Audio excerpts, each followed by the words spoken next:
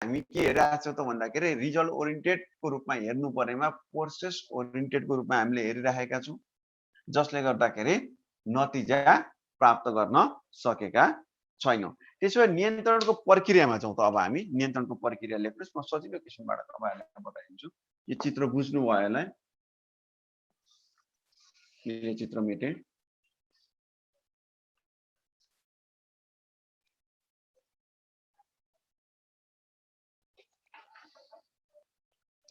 प्रक्रिया है, एउटा मापदण्ड निर्धारण,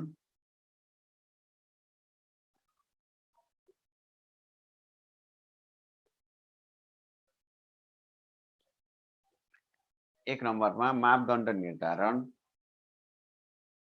अर्को दोस्रो नम्बरमा कार्य सम्पादन मापन,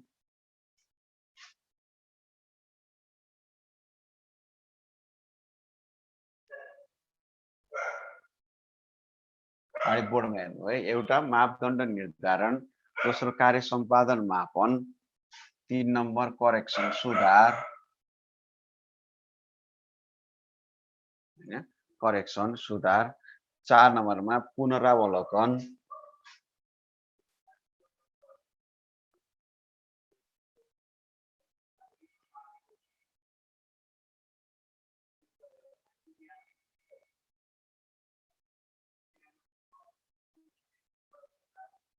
तपाईले यो कलेजमा पनि पढेर आएको नियन्त्रणको प्रक्रियाको रूपमा राख्दाखेरि तपाईले पनि यो कलेजमा चाहिँ यिनी कुरा पढेर आउनु भएको छ हैन। यो प्रक्रिया हो नि त, यतापट्टि लेखे यो प्रक्रिया।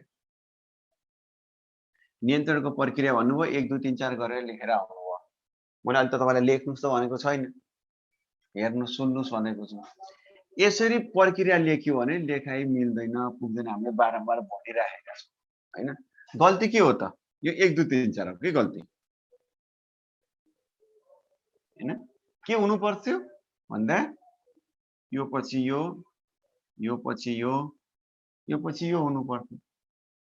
प्रक्रिया भनिसकेपछि फेरि अन्तिममा के हुन्छ? पुनरावलोकन गर्यो, फेरि त्यसबाट के हुन्छ? नयाँ समस्या देखिन्छ, फेरि मापदण्ड तयार गर्छौं।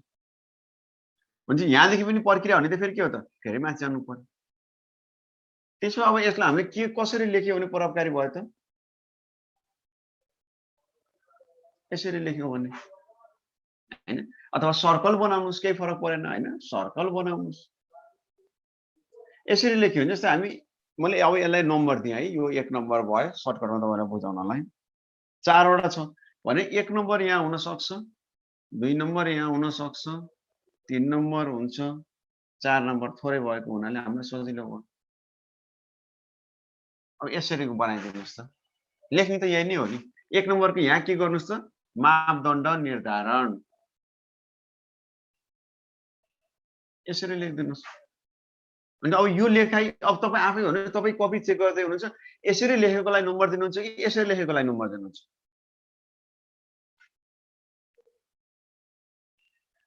ल भने यसरी लेखेकोलाई नम्बर दिन्छौँ हामी हैन। त्यसो त लेखाइलाई पनि स्पष्ट पार्नु पर्यो। एउटा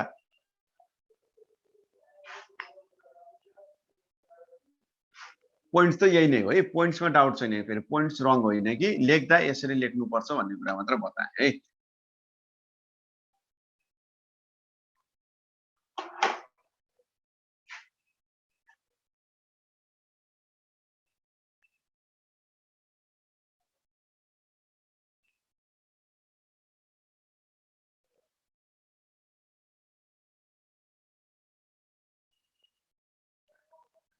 यो मैले सुरुमा लेखेको 4 वटा पोइन्ट्सहरु सार्नुस् है पहिला।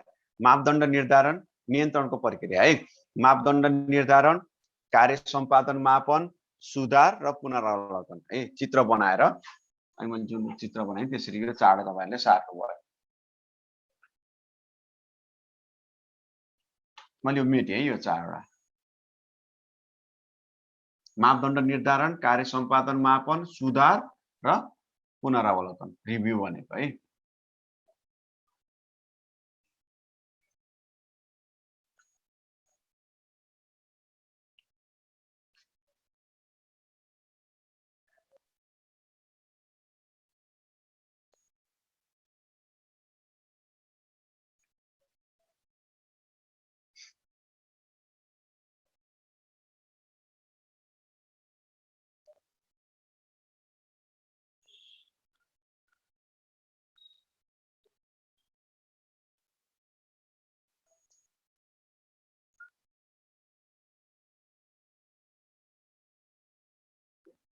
मैले यहाँ अर्को एउटा चित्र पनि बनाएर मैले तपाईलाई देखाउँदै छु यसरी पनि नियन्त्रण कायम हुन्छ भन्ने कुरा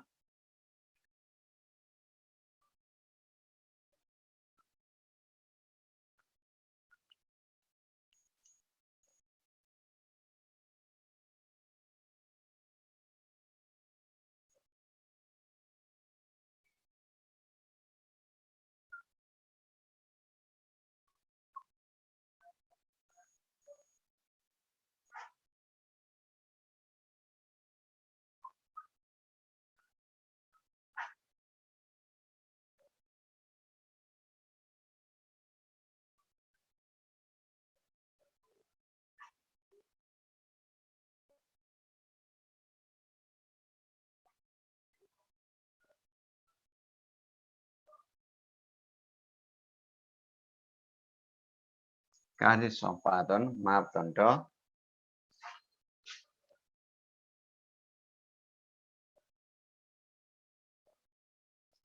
कार्य सम्पादन मापदण्ड भन्दा राखी कार्य सम्पादन मापदण्ड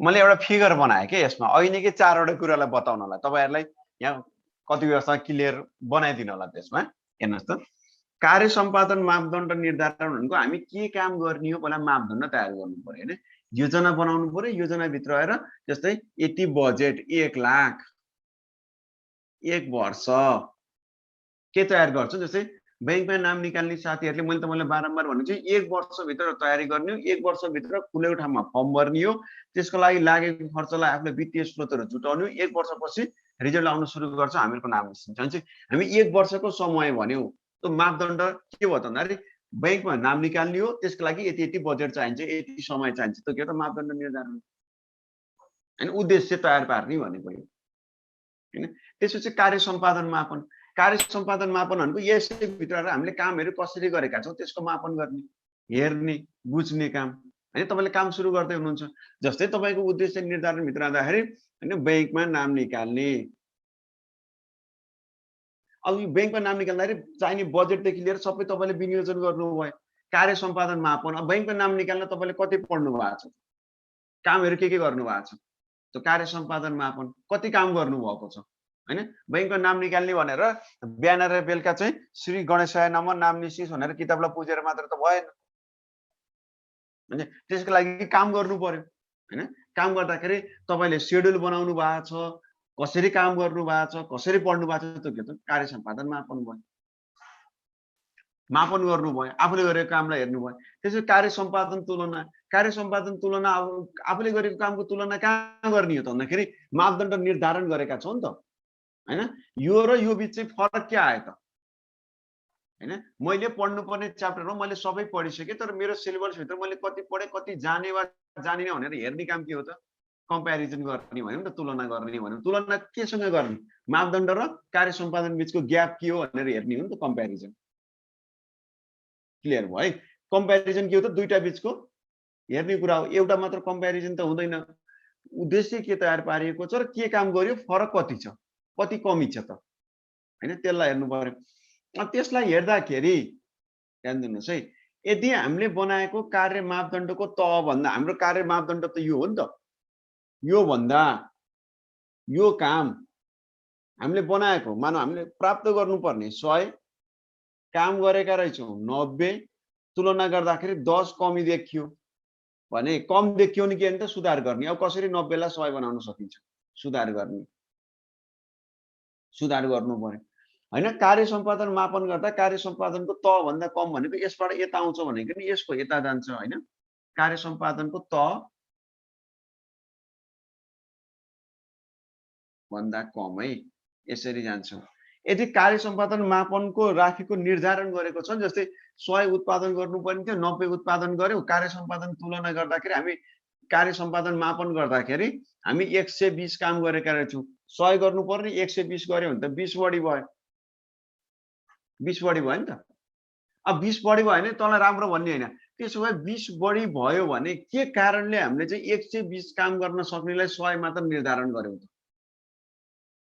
मापदण्ड कम भयो नि त, कमजोर देखियो। क्षमता अधिक छ, अधिक क्षमतालाई पनि हामी के गर्यौं त भन्दा थोरै टार्गेट दियौं भने अब फेरि हामी केलाई गर्नु पर्यो, यसलाई पनि त करेक्सन गर्नु पर्यो। अब 120 काम गर्ने मान्छेलाई 120 उत्पादन गर्ने मान्छेलाई तिमीले 100 उत्पादन दिएको 120 उत्पादन गर्यौ भने तिमीले अब काम नगरी बस भन्न त भएन नि। हामी उलाई के गर्नु पर्छ, टार्गेट पोइन्ट बढाइदिनु पर्यो नि त। हो त्यसका लागि बढी भयो भने फेरि के भन्छ, फेरि नपुग कति छ त, अब उले कतिसम्म काम गर्न सक्छ, 120 सम्म काम गर्न सक्छ। काम गर्ने लक्ष्य कति राखेका थियौ, 100, कति काम गर्यो 20, भने तुलना गर्दा के पाइयो, उले तोकेको लक्ष्य भन्दा बढी काम गरेको पाइयो, तोकेको समय भन्दा अगाडि काम सकेको पाइयो, हैन? कम दिएको वित्तीय स्रोत भन्दा बजेट भन्दा कम बजेटमा बढी काम गरेको पाइयो भने त अब हामी के गर्नु पर्छ भन्दाखेरि त्यो मापदण्डलाई बढाउनु पर्यो नि त, उसको क्षमता घटाएर त भएन। अनि हामी के गर्छौं, मापदण्ड फेरि के गर्छौं, थप मापदण्ड 20 हामी के गर्छौं त थप्ने काम गर्छौं, 120 बनाउँछौं। यसरी नियन्त्रण गर्ने गरिन्छ, जुन अघि तपाईले लेखेको 4 वटा बुदामा रह्यो। यसरी बनाए पनि हुन्छ, अघिनेको चित्र वा यसरी बनाउनुस्, तपाईलाई कुन सजिलो हुन्छ। उदाहरण चाहिँ मैले 120 भने मापदण्डको प्रक्रिया अन्तिकै कार्य सम्पादन मापदण्ड निर्धारण, त्यसपछिको प्रोसेसमा कार्य सम्पादन मापन, त्यसपछि कार्य सम्पादन तुलना। यदि कार्य सम्पादन तुलना गर्दा मापदण्ड भन्दा कम भएमा सुधार गर्ने, हैन? सुधार गर्नु पर्यो नि त, उलाई तालिम दिने हो कि उसलाई उत्प्रेरित गर्ने हो कि सुधार गर्नु पर्यो। यदि कार्य सम्पादन तुलना गर्दा मापदण्ड भन्दा बढी भएमा फेरि के गर्ने, कार्य सम्पादन थप मापदण्ड निर्धारण गर्ने काम चाहिँ गरिन्छ, जसलाई हामी के भन्छौं, नियन्त्रणको प्रक्रिया भन्ने गर्दछौं। दुईटै प्रोसेस राइट हो, मैले तपाईलाई जुन सजिलो हुन्छ त्यही बताएँ। एउटा तपाईले कलेजहरुमा पढेर आइराखेको बताएँ, सुरुमा लेखेको 4 वटा हामीले कलेजमा पढेर आएको बुकहरुमा पनि हामी त्यो कुरा पढेका हुन्छौं। त्यसलाई अझै बढी चाहिँ व्याख्या गरेको फिगर भनेको यो हो। तपाईलाई कुन इजी लाग्छ? अब मेरो तर्फबाट भन्नुहुन्छ भने मैले त यही अहिले मैले बनाएको सेकेन्ड फिगरलाई तपाईले आधार मान्नुस्, किनकि तपाईलाई दिएको मापदण्ड भित्र काम गर्दाखेरि कम देखियो भने तपाईलाई सुधार गर्ने हो, बढी तपाईले दिएको जिम्मेवारी भन्दा बढी काम गर्न सक्नुहुन्छ भने तपाईको क्षमतामा ह्रास ल्याउने हैन नि त। अब के गर्ने हो त भन्दाखेरि त्यो टार्गेट पोइन्ट पनि के गर्ने त अझै बढाउने हो। अनि त्यसबाट अझै बढी के हुन्छ, कर्मचारी उत्प्रेरित रहने गर्छ। यसरी बनाउनु होला, तपाईलाई जुन सजिलो हुन्छ त्यही। कलेजको लेख्दा पनि हुन्छ भन्न चाहिँ हुन्छ, यो नियन्त्रण भनेको कलेजसँगै सम्बन्धित कुराहरु त त्यसमा रहने हो, प्रोसेसहरु यही नै रहने गर्दछ। अब लेख्नुहुन्छ संगठनमा नियन्त्रण कसरी कायम राख्न सकिन्छ। अर्को टपिक, संगठनमा नियन्त्रण कसरी कायम राख्न सकिन्छ।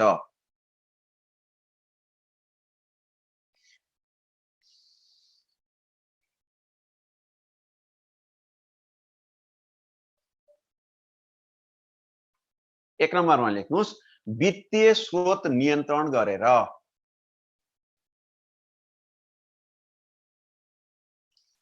एक नम्बरमा वित्तीय स्रोत नियन्त्रण गरेर, त्यो भनेको पर्याप्त मात्रामा वित्तीय स्रोतहरु उपलब्ध नगराउने के अनावश्यक क्षेत्रमा खर्च हुन सक्ने अवस्था छ भने त्यसलाई चाहिँ नियन्त्रण गर्दिनु। जस्तै कर्मचारीले 10 देखि 5 बजेसम्म काम गर्छन्, उनीहरुले आफूले गर्नुपर्ने दैनिक प्रकृतिको कामहरु गर्दाखेरि समयमा गर्न सकेनन् भने शनिबार बोलाएर हामी उनीहरुलाई ओभरटाइम दिएर काममा लगाए भने त के हुन्छ, कर्मचारीले काम पन्छाउने प्रवृत्ति हुन्छ। त्यसैले के भने तपाईहरुको जिम्मेवारी यो 10 to 5 मा गर्नुपर्ने काम तपाईले आजै गर्नुपर्छ, चाहे 6 बजोस् चाहे 7 बजोस् भन्ने चाहिँ के हुन्छ त भन्दा कर्मचारीले अफिस टाइममै गर्छ। फाइनान्शियल रिसोर्सेसहरु खर्च भएन नि त, वित्तीय नियन्त्रण कायम गरेर। दोस्रो, सूचना प्रवाहमा नियन्त्रण गरेर। सूचना प्रवाहमा नियन्त्रण गरेर भनेको आवश्यक समयमा मात्र सूचना उपलब्ध गराउने। त्यो भन्दा अनावश्यक रूपमा चाहिँ पूर्व सूचना पनि जानकारी नगराउने अथवा कार्य सम्पादन गरिसकेको सूचनाको त कुनै पनि अर्थ भएन, हैन? समयभन्दा अगाडि पनि सूचना जानकारी नगराउने, आवश्यक समयमा मात्र सूचना जानकारी गराउने। त्यसबाट के हुन्छ भन्दाखेरि त्यो कर्मचारीहरुलाई त त्यो निकायलाई चाहिँ अनावश्यक सूचनाहरुको प्रेसर पर्दैन र उले आफूलाई दिएको जिम्मेवारी मात्र पूरा गर्छ। त्यसै अर्को लेख्नुस् कार्य सम्पादन मापदण्ड कार्य सम्पादन मापदण्ड तयार पार्ने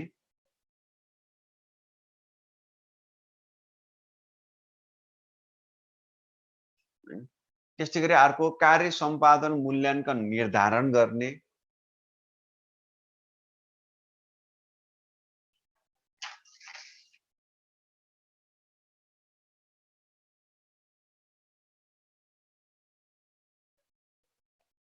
कार्य सम्पादन मूल्याङ्कन निर्धारण गर्ने हैन अनि कार्य सम्पादन मूल्याङ्कन भनेदेखि हामीले यो अगाडिको क्लासमा नै पढिसक्यौ 25/10/5 को हामी कुरा गरिरहेका छौं कर्मचारीले गरेको कामको के गर्ने त भन्दा कार्य सम्पादन मूल्याङ्कन गर्दै भने पनि कर्मचारी अटोमेटिक रूपमा नियन्त्रण हुन्छ किन आफ्नो पदीय योग्यता दायित्व भन्दा बाहिर गएर कर्मचारीले काम गर्दा पनि गर्दैन र अरूलाई अनावश्यक हस्तक्षेप गर्न पनि सक्दैन अर्को अधिकार प्रत्यायोजनमा कमी गरेर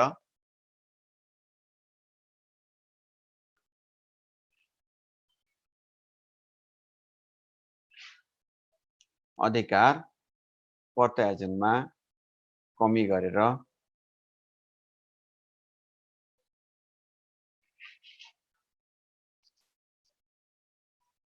भनेको आफूभन्दा मातहतका तहहरूलाई दिनुपर्ने अधिकार उपलब्ध गराउनु पर्ने अधिकारहरू आवश्यक कामका लागि मात्र अधिकार प्रत्यायोजन गर्ने अनावश्यक रूपमा अधिकारहरू प्रत्यायोजन नगरेर पनि हामी के गर्न सक्छौं नियन्त्रण कायम गर्न सक्छौं है भनेको जस्तै मेरो मातहतमा तपाईहरु हुनुहुन्छ तपाईहरुले त्यो काम तपाईले नै गर्नुपर्छ भन्ने लाग्यो भने मात्र अधिकार प्रत्यायोजन गर्ने तपाईले गर्दा पनि हुन्छ नगर्दा पनि हुन्छ भने तपाईलाई अधिकार प्रत्यायोजन नगर्ने जस्तै अझै व्यवहारिक रूपमा तपाईलाई उदाहरण भन्ने भने घरमा चाहिँ दाजुभाइ दिदीबहिनीहरू भइरहेका हुन्छन् अनि घरमा गार्जियन हुने बेलामा चाहिँ अब भाइ बहिनीले केही गर्यो भने मलाई भन भनेर भन्ने बित्तिकै के हुन्छ भने उसले चाहिँ त्यो भाइ बहिनीलाई कन्ट्रोल गर्न पाएन नि त उसले त रिपोर्ट मात्र गर्नु पर्यो तर हामी घरमा नभएको बेलामा तिमीले चाहिँ भाइ बहिनीलाई हेर है भन्ने बित्तिकै के हो त भन्दा अधिकार प्रत्यायोजन भयो हैन त्यसो त आवश्यक समयमा मात्र अधिकार प्रत्यायोजन बडा अचम्मै क्वेशन सोध्नुहुन्छ तपाईहरु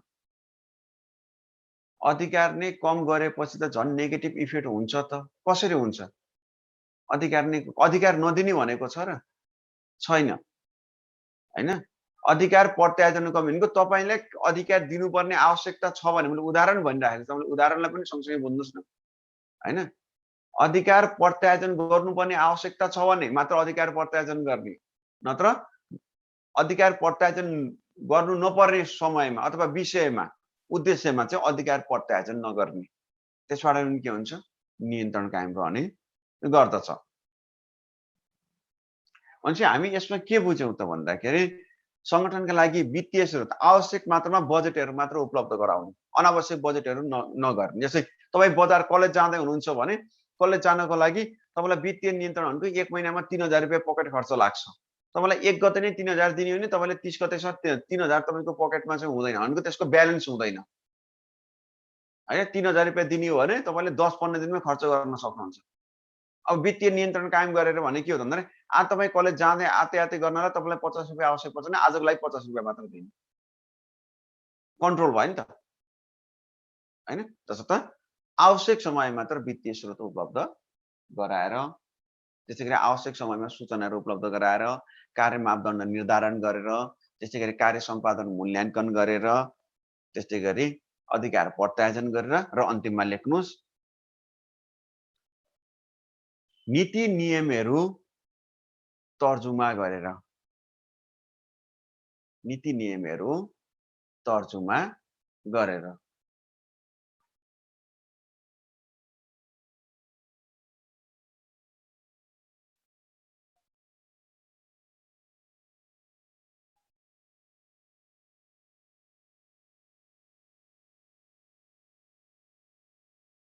नीति नियमहरू तर्जुमा गरेर यसरी हामी नियन्त्रण कायम गर्न सक्छौं यो नियन्त्रणसँग सम्बन्धित कुरा हो खास गरी हामीले नियन्त्रणभित्र पढ्नुपर्ने भनेका यसका स्टेजका कुराहरू नै रहने गर्छन् चरणका कुराहरू नै रहने गर्छन् यसपछि अब हामी जान्छौं ग्रुप फर्मेसन है ग्रुप फर्मेसनमा जान्छौं हामी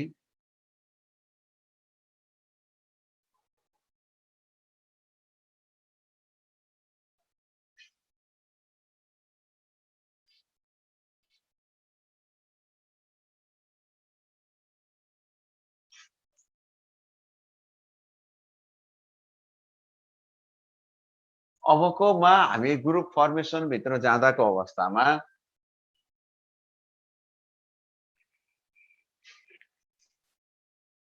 ग्रुप फर्मेसन भनेपछि अब यसमा चाहिँ तपाईहरुले पढ्नुपर्ने भनेको यो खास अबको यो टपिक्स भनेको नेपाल बैंकको एक्जाम दिने साथीहरुसित सम्बन्धित छ यो ग्रुप फर्मेसन।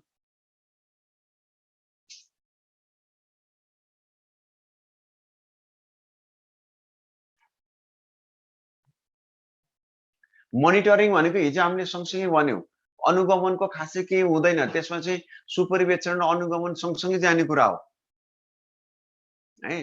कार्य सम्पादन भइरहेकै समयमा कार्य कसरी भएको छ हेर्ने बुझ्ने के हो त भन्दाखेरि मोनिटरिङ हो। त्यो भन्दा बाहिरबाट मोनिटरिङका कुराहरु चाहिँ सुपरिवेक्षण सँगै जाने कुराहरु हो है। सुपरिवेक्षण भित्रकै अन्तर्तत्व हो त्यो।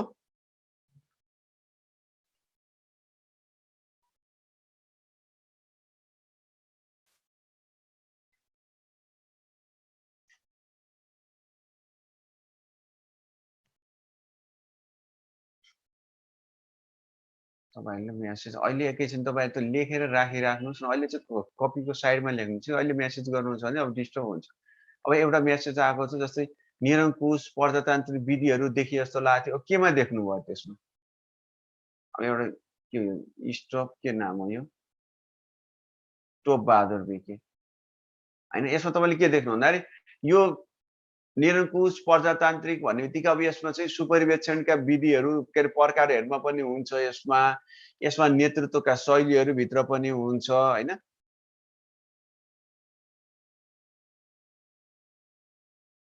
त्यही विधिहरु भर्खरै हामी लेख्यौं त नियन्त्रण गर्ने विधिहरु। वित्तीय स्रोत निर्धारण गरेर कार्य सम्पादन मापन गरेर कार्य सम्पादन मूल्याङ्कन गरेर सूचना प्रवाहलाई नियन्त्रण कायम गरेर त्यो नै के हो त भन्दाखेरि नियन्त्रण गर्ने विधिहरु हो।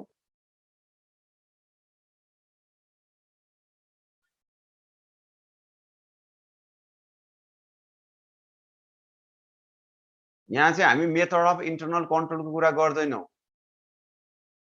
त्यसमा तपाईहरुले बुझ्दिनु होला है। इन्टर्नल कन्ट्रोलको पार्ट भनेको अडिटिङसँग सम्बन्धित हुन्छ, बैंकिङको अकाउन्टिङसँग सम्बन्धित हुन्छ यसमा।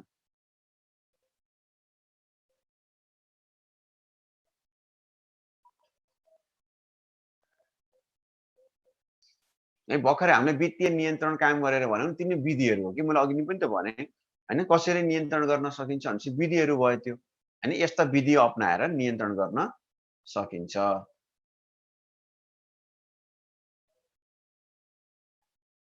मैले कतिखेर भने तपाईलाई मोनिटरिङ र सुपरभिजन एउटै हो भनेर। के नाम? सुशीला सापकोटा। कतिखेर भने भन्नुस् त? तपाईहरु अचम्मको प्रश्न सोध्नुहुन्छ। बुझ्ने कोसिस गर्नुस् न। प्रश्नका लागि प्रश्न सोधेर केही अर्थ छैन। मैले तपाईलाई व्यवस्थापनका कार्यहरु पढाउँदा पनि सुपरभिजन र मोनिटरिङ एउटै हो भनेर भनिन त। व्यवस्थापन कार्यहरु लेखाउँदा पनि सुपरभिजन यसरी गरिन्छ, यो मोनिटरिङ हो, यसलाई मोनिटरिङ भनिन्छ, यसलाई सुपरभिजन भनिन्छ भनेर तपाईले त्यो बेलामा पढाउँदा पनि लेखाएको छ।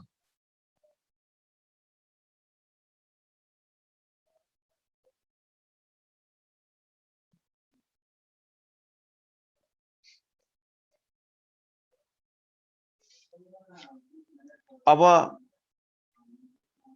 हामी चाहिँ ग्रुप फर्मेसनमा जान्छौं।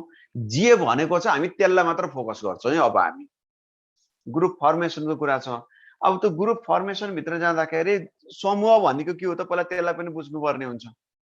समूह के हो? हैन समूह निर्माण त भन्यौं हामी। तर समूहसँग सम्बन्धित भएर केलाई समूह भन्ने हैन। समूह केसँग सम्बन्धित छ त्यसलाई हेर्नुपर्ने हुन्छ, त्यसलाई बुझ्नुपर्ने हुन्छ। त्यहाँ भित्र रहँदाको अवस्थामा हामीले पहिलो कुरो समूहको बारेमा पनि बुझ्नु पर्यो। समूह चाहिँ औपचारिक र अनौपचारिक समूह हुन्छ हैन। संगठनमा चाहिँ समूह औपचारिक समूह र अनौपचारिक समूह हुन्छ। औपचारिक समूह भनेको योजनाबद्ध हुन्छ, आधिकारिक हुन्छ हैन। यसमा चाहिँ संगठनमा रहेको पद महत्त्वपूर्ण हुन्छ। पदको हिसाबबाट के गर्छौं त हामी भन्दा समूहको निर्माण गर्ने काम गर्छौं, अधिकारीहरुको बाँडफाँड गर्ने गर्छौं। औपचारिक समूह भनेको स्थायी प्रकृतिको हुन्छ हैन। तिनी कुरा रहन्छ। अब अनौपचारिक समूह भनेको स्वेच्छाले गठन भएका व्यक्तिहरुको समूहलाई हामी बुझ्ने गर्छौं। यसमा चाहिँ व्यक्तिगत दृष्टिकोण, विचार, भावनाहरुले बढी महत्त्व लिने गर्दछ। त्यसै गरी अनौपचारिक समूहसँग हुँदाको अवस्थामा यसमा चाहिँ साझा लक्ष्यहरू सधैँभरि एउटै प्रकृतिको हुन पनि सक्छ नहुन पनि सक्छ हैन। स्थायी प्रकृतिको हुँदैन अनौपचारिक समूह भन्ने कुरा हामी त्यसमा हेर्यौं। अब त्यसै भित्र रहँदाखेरि हामीले चाहिँ अब हामीलाई सिलेबसमा दिएको कुराहरूलाई नि तपाईँलाई चाहिँ ग्रुप फर्मेसन भनेरै सोधेको छ। ग्रुप फर्मेसन नै भनेर सोधेको हुनाले हामी त्यसैलाई नै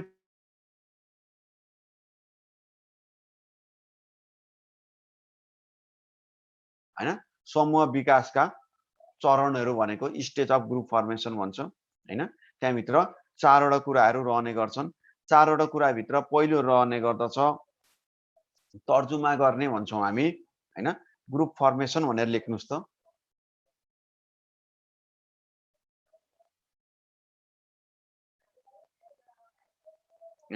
स्टेज अफ ग्रुप फर्मेसन भनेको हुन्छ समूह निर्माणका चरणहरू भनेर त्यसमा लेख्नुस्। 1 नम्बरमा तर्जुमा गर्ने,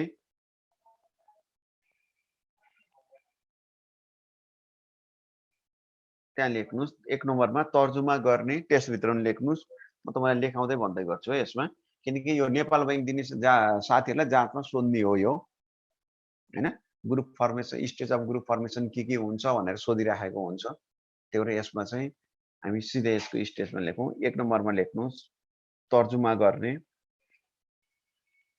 समूह विकासको हामी समूह निर्माण गर्दैछौँ के समूह बनाउँदैछौँ हैन।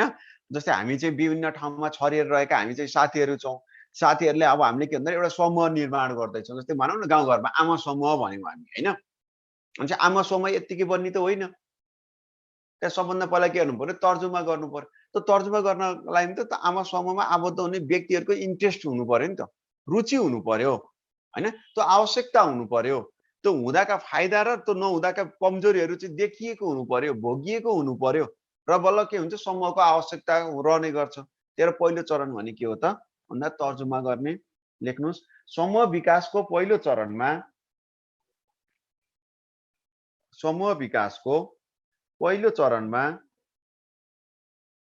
समूहको उद्देश्य,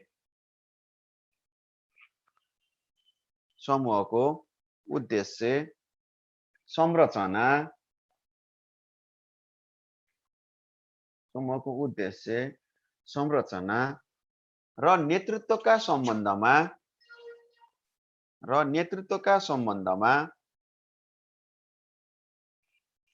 विभिन्न व्यवस्थाहरूको र नेतृत्वका सम्बन्धमा विभिन्न व्यवस्थाहरूको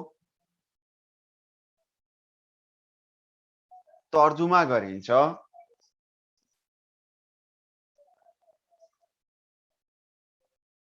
विभिन्न व्यवस्थाहरूको तर्जुमा गरिन्छ अर्थात्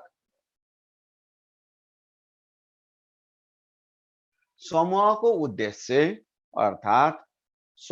उद्देश्य निर्धारण गरिन्छ।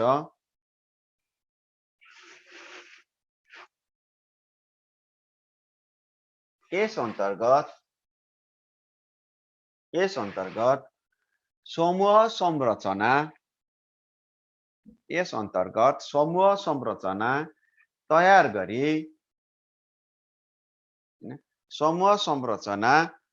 गरी उक्त समूहमा को रहनेछन्, उक्त समूहमा को रहनेछन् र उनीहरूको उक्त समूहमा को रहनेछन् र उनीहरूको अधिकार,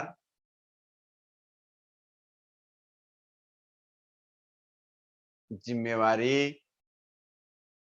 हैन र उनीहरूको अधिकार, जिम्मेवारी, दायित्व निर्धारण गरिन्छ। अधिकार, जिम्मेवारी, दायित्व निर्धारण गरिन्छ र यस चरणमा भनेको तर्जुमा गर्ने चरणमा भनेको र यस चरणमा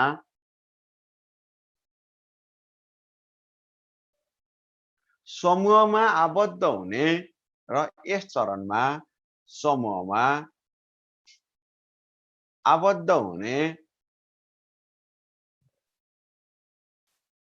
सदस्यहरूको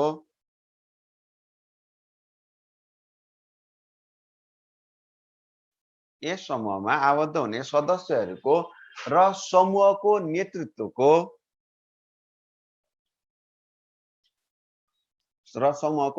बीच भनौँ न, र समूहको नेतृत्व बीच समन्वय स्थापना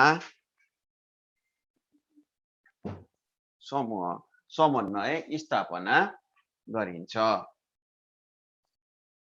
यसमा के बुझ्नु पर्यो त भन्दा जस्तै हामीले कुनै एउटा क्लब निर्माण गर्दैछौँ भने त्यो क्लबमा चाहिँ अध्यक्ष, उपाध्यक्ष कतिजना हुने, महासचिव कतिजना हुने, सचिव कतिजना हुने, कोषाध्यक्ष कतिजना हुने, हैन, केन्द्रीय सदस्यहरू कतिजना हुने, उनीहरूले के काम गर्ने, उनीहरूको अधिकार कति हुने भन्ने कुरा चाहिँ तर्जुमा गरिन्छ।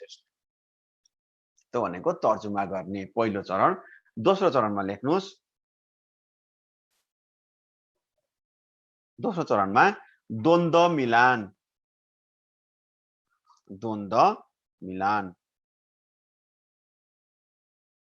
यो भनेको पहिलो चरणमा त हामी तर्जुमा गरेका छौँ, संगठन खोल्ने, हैन, समूहको निर्माण गर्ने, यो समूहमा अध्यक्ष हुन्छ, यो समूहमा उपाध्यक्ष 2 जना, यो समूहमा सचिव 1 जना, कोषाध्यक्ष 1 जना भनेर हामी त एउटा निर्माण गर्यौं र अध्यक्षले यो काम गर्ने, हैन, यसले यो काम गर्ने भनेर हामीले भन्यौं। त्यसपछि अब हामी के हुन्छ, भेला हुन्छौं। भेला भइसकेपछि अब त्यसमा के हुन्छ, द्वन्द्व मिलान भनेको दुई पक्षहरु बीच कन्फ्लिक्ट हुन्छ के। त्यो दुई पक्षहरु बीच भनेको त्यो व्यवस्थापक र सदस्यहरु बीच व्यवस्थापकले एउटा पोलिसी ल्याउन सक्छ, ल्याउने भन्ने कुरा गर्न सक्छ, हैन, मेम्बरले अर्को कुरा गर्न सक्छ। भनेको त्यहाँ भित्र रहेका जति पनि इन्ट्रेस्ट रहेका हुन्छ नि